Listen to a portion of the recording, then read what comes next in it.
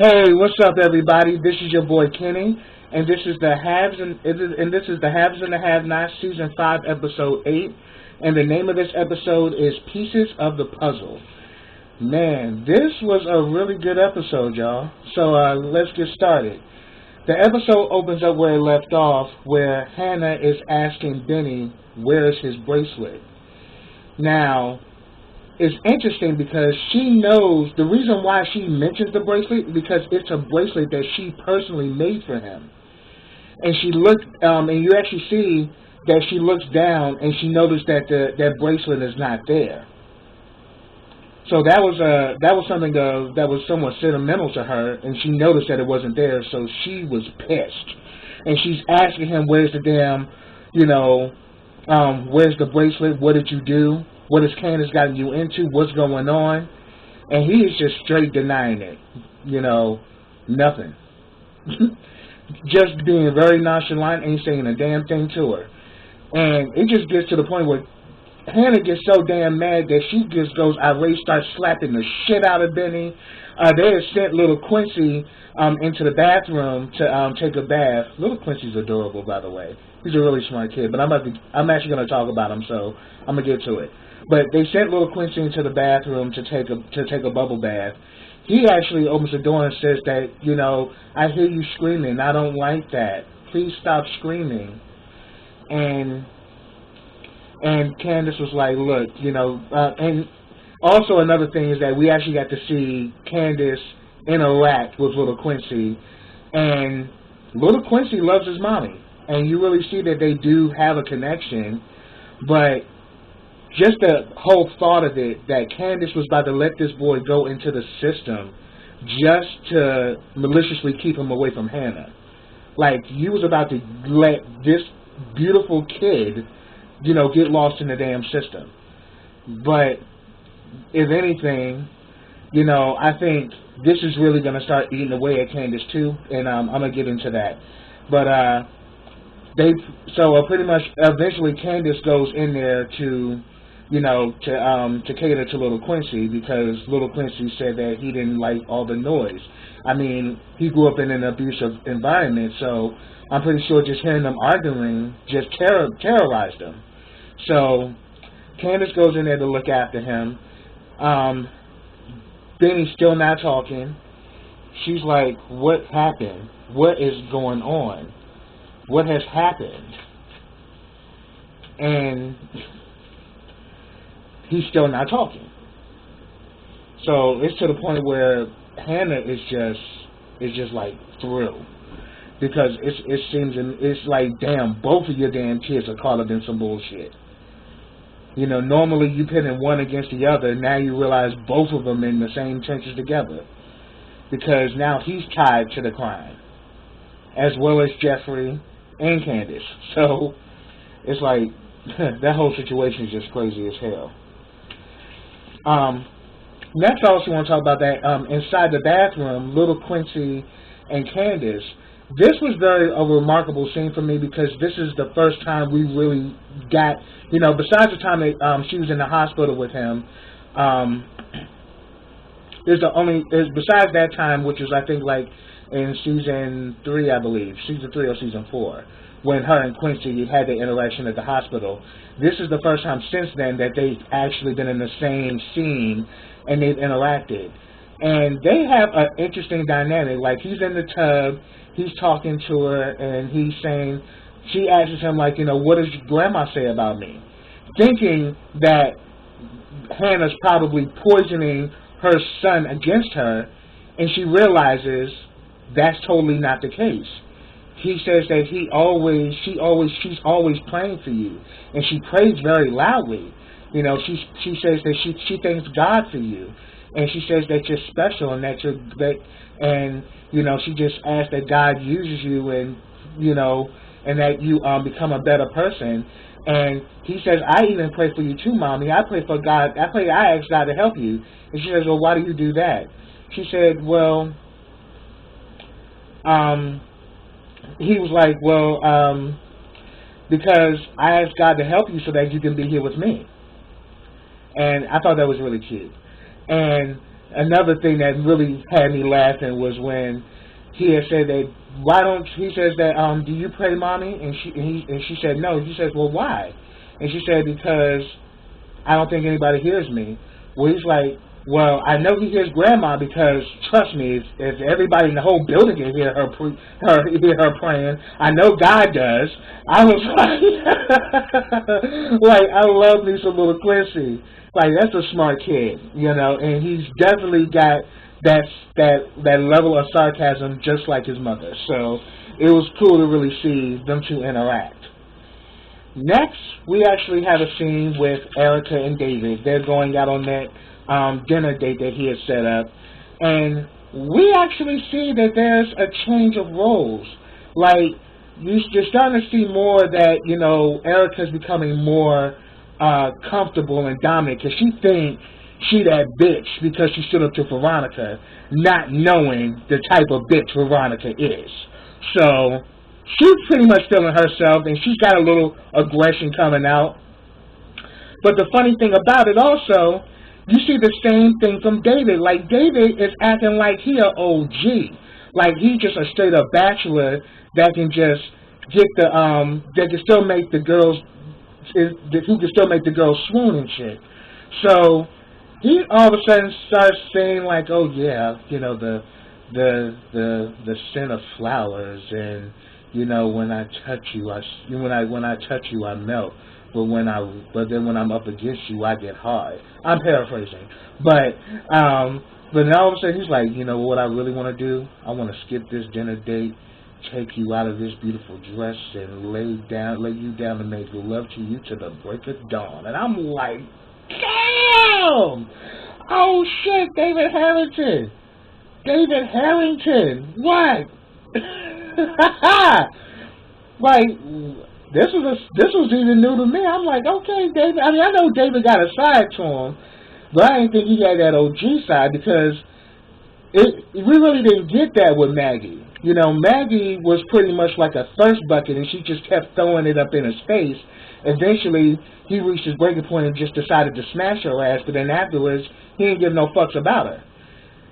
This, on the other hand, is like he's becoming more aggressive. Like, he was filling up on her and everything. I was like, oh, David trying to see what's up with you, Erica. And Erica want to fuck him too. But Erica is still in her mind thinking about all the stuff Candace said. She's pretty much still trying to play the little girl role. Or pretty much the Southern Belle role. She's still trying to keep herself conducted as a lady. But you can tell that damn Erica's knees was throbbing when David was laying them lines on her. She was like, ooh, shit. Well, you kind of saw it in her face, like she was getting moist. Yes, yes, it was not a foggy day in London town. That's for damn sure. But yeah, that was a good scene. I thought that was pretty cool. Next, Veronica is at the scene of the crime at Candace's house. She runs into one of the police officers where he tells her she can't come up in there, and she says that no, I'm the attorney of Candace Young. I have I pretty much have rights to the property. And why are you guys here? And he's like, look, we got an investigation going on. You need to get over there. I'm not going to tell you again. You need to, step off. And she's like, oh, dude, who are you? Do you have a badge number? Like, who are you to think you can talk to me like that? And he's like, lady, yo, I'm like, it was like, damn, like, Veronica's forever throwing around her power staff. But then we actually see that the lead detective, whose name is George. And we can tell that her and George have had some run-ins with each other over the years. Like, they cannot stand each other, and they both are power hungry.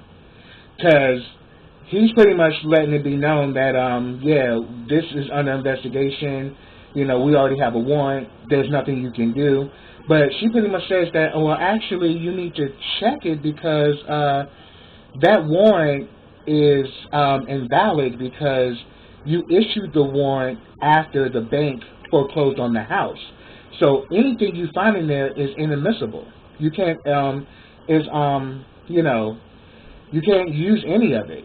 But he says that, yeah, but we can still go after them.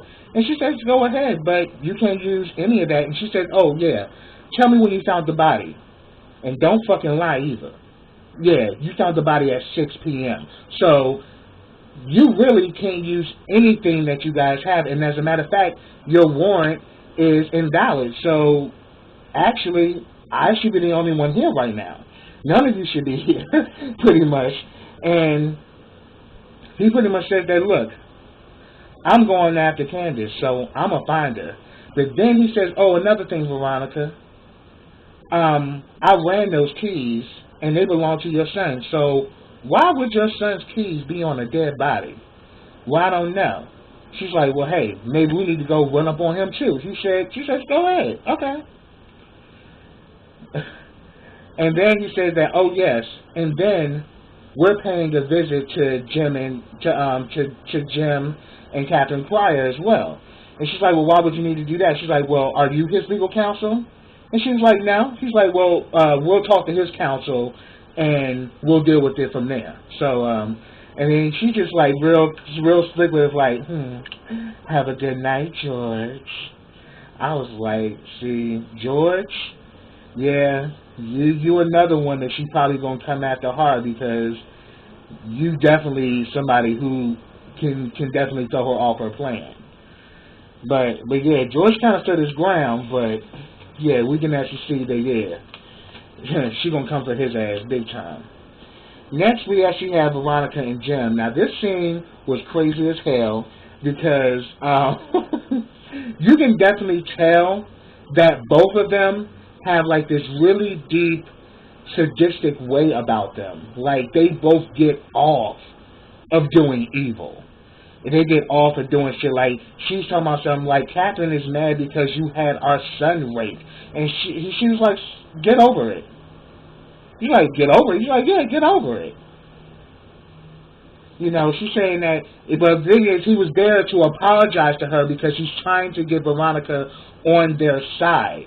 You know, that Veronica won't start, you know, spreading secrets and shit. Or start, you know, telling about some sinister shit they did in the past. So they're trying to keep Veronica on their team. But Veronica, in typical fashion, is not one that is here for Jim's bullshit. They're going back and forth. She's reading him down. She's like letting him know, like, look, I'm that bitch. You need to read about me. And then, I don't know if y'all clocked this or not, but there's like some really like evil sexual chemistry between the two of them. But the thing is, well, but then, because she had mentioned, like, oh, yeah, and I'm definitely going to get David, you know, messing around with this girl. And she's like, look, you guys have broke up. Like, let it go. And he said that, first of all, this fool was loyal to you to a motherfucking fault. But that all ended when he saw you in the paper with Benny. And then,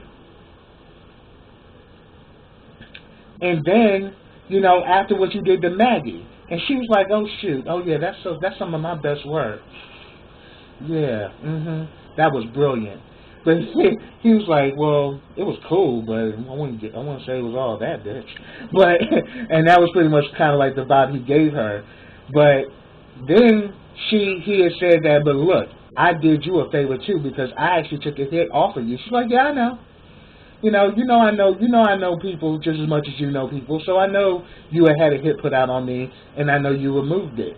But why did you remove it? He was saying that because David was like pleading to spare his wife. You know, I'm sorry that she did what she did, but don't kill her. You know, spare her life. You know, and it's because of him begging and pleading is why he did it. She's like, oh no, that's not why you did it. She's like, do you like puzzles?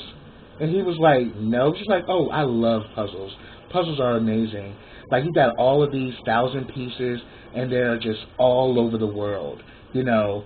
But, because, you know, the piece by itself is nothing. But when you put it all together, wow. So I'm going to let you know. The reason why your ass took that hit off of me, because you know I've dotted my I's and I've crossed my T's. You know that I got pieces all over the world of everything involving everyone. And you know that if something were to happen to me, there are people already in place to make shit happen.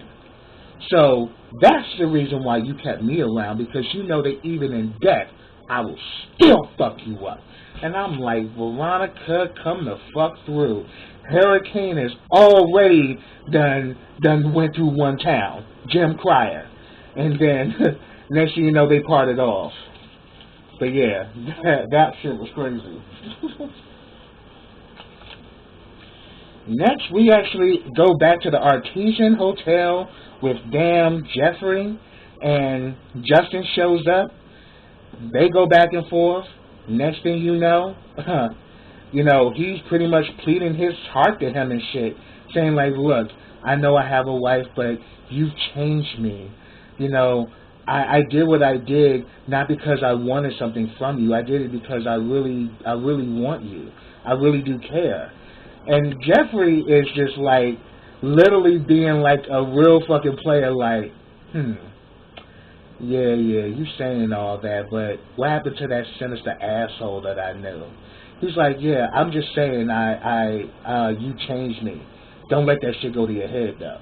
He's like, see, that's the one I know. He's like, yeah, he's still there, but I'm really liking the person I'm becoming with you. And he's saying that, look, this is no charade. This is no gimmick.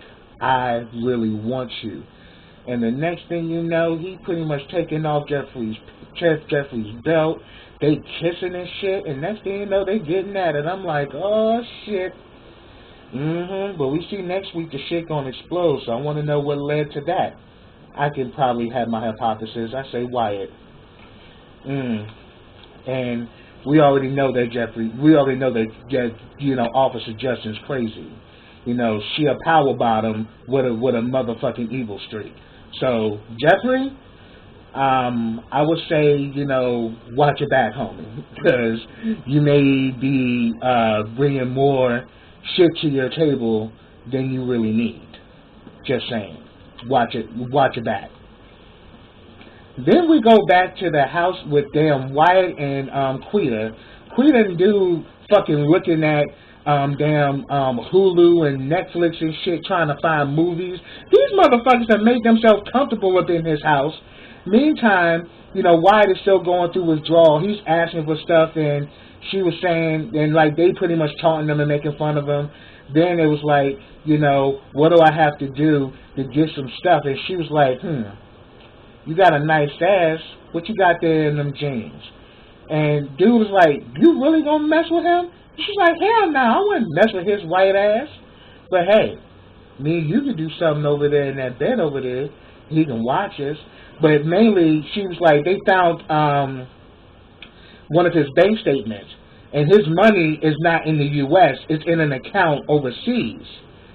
So she pretty much says, okay, this is what we're going to do. We're going to go to your local bank and we're just going to withdraw until there's nothing left. I'm like, you dumb motherfuckers. First of all, you have no business being in that bitch. And now y'all motherfuckers going to stake out in his shit and just be like, no, we're not going nowhere. We're going to stay there until we get all of your money. It's like, oh yeah, this dude got money. Hell yeah. Yeah, we ain't going nowhere. We're going to stay right here. And, we're going to work this out where we're going to get the money little by little until we get everything. I'm like, y'all the dumbest motherfucking criminals ever. Like, y'all trying to be on some big shit, but y'all used to that local crime shit. Y'all not in the big leagues. Y'all trying to be big league, but you and old boy dumb as shit. And y'all making a lot of fatal mistakes because, first of all, when you went over there to look in the motherfucking refrigerator, you made a mistake there where he was able to get to the tablet. Then you made another mistake where you decided to fucking play with a box. So now you over there in his bed playing with a box. He on the damn tablet and he contacting somebody. So yeah, y'all shit's about to be short-lived. And yeah, I'm glad for it because I'm getting sick of their asses. They were just doing too fucking much. Oh, dumbass motherfuckers. Oh, I'm sorry. Yeah, they blew me. Next, we actually go back to the Fountain Drop Hotel, or the Fountain Drop Motel. You can tell Benny still ain't fucking with Candace. Cause she's like, no, I got it. Get the hell away from me. I'm like, damn, Benny. I mean, he is like mad as shit at her ass because he lost everything because of her forging those documents. So he's so not with it. Also, to let you know, if I missed anything, feel free to put it down in the comments. I'd love to talk to you about it. I definitely want to give you guys a voice, and I definitely want to hear back from you. So so pretty much we see the scene where they're pretty much about to put little Quincy to bed or whatever. You can tell, like, Hannah is giving Candace that look like, I'm gonna break your motherfucking neck, bitch. Now you done fucking got your brother caught up in some shit. She didn't speak to Candace, but she gave Candace that damn look like, I wanna whoop your motherfucking like, she was giving that kind of look to Candace. And I definitely peeped that. So, like, little Quincy pretty much, Quincy's about to go to bed, and he goes to kiss his mother goodnight. He says, Mommy, will you be here in the morning when I wake up? And then it's like, yeah, she will be here when you wake up. I was like, oh, shit, Benny, you making sure that her ass don't go no fucking where. Like, no, this little bitch gonna stay put. She ain't going nowhere. Yeah, nephew, your mother gonna be here in the morning, and she gonna have some blueberry pancakes with you, too. So I was like, okay, I got you. Next you know, we see Hannah gets a call. She goes in the bathroom to answer it. It's Catherine. Her and Catherine, have a conversation. She's trying to check up on her, see how she's been. And Hannah has no idea that that Catherine has killed Jennifer Salison, and that she's in the middle of a bunch of shit. But then also, Catherine doesn't know that that Hannah and her two children are involved in some shit. Well, not Hannah personally, but her children are involved in some shit. And also, because she also knows that Warren's after her. So, there's a lot that they both are going through right now. But she pretty much telling her that, look, I'm going to have to sell Amanda's car because I need the money. She said that, look, I can give you some money. I got you. She's like, no, I don't want you to do that. I don't want you to like, Hannah, you stupid ass bitch. You ain't got shit. She's offering to help you, and you still trying to be, Miss Badass and shit. Oh no, I got it. I got this. No, I don't want to do that. Then she's like, come back and work for me. I don't. I can't. I can't. No. Like, bitch, why the hell do you even bring this shit up, and then when she tries to offer you assistance, you don't want to take it? Like, bitch, do you have any other fucking options? See, that's what pisses me off with Hannah, because Hannah gets so damn self-righteous and so full of herself, and when God is actually showing you His hand, you so full of yourself with your damn arrogance and your bullshit, you don't see God when He's right there in front of you. He's giving you an olive branch, and you so in your own mind, you don't see God when He's presenting Himself. I mean, some of y'all may disagree with me with that, but yeah, Hannah was really pissing me off with that. Because she's trying to help you. Y'all in the Fountain Drop Motel.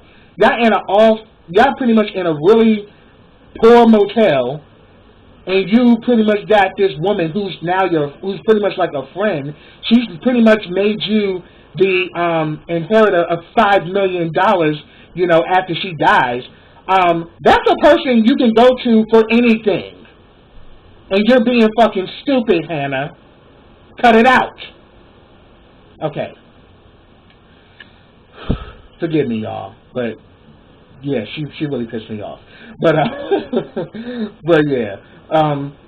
So, while they're talking, Jim comes in there, completely hangs up the phone. Oh, yeah, and the reason is because, when he was talking to Veronica let him know that, look, you see those police over there? They're on their way to your house right now. So, yeah. And he's like, why are they going to my house? What do they want? She's like, guess you need to go there and find out, don't you? And I'm like, that damn Veronica is so fucking evil. So he pretty much hangs up the phone and lets her know, like, look, the police are on their way, and Catherine in her state is just like pretty much like, so what? It's like, what do you mean? Like, what the fuck you talking about? Like, look, I don't know what Veronica's told them, and she's like, oh, so you went to go see her, huh? She's like, yeah, I went to go see her. We talked, but yeah, we need to figure out what's going on, why they want to see us, and yet has Veronica told them anything?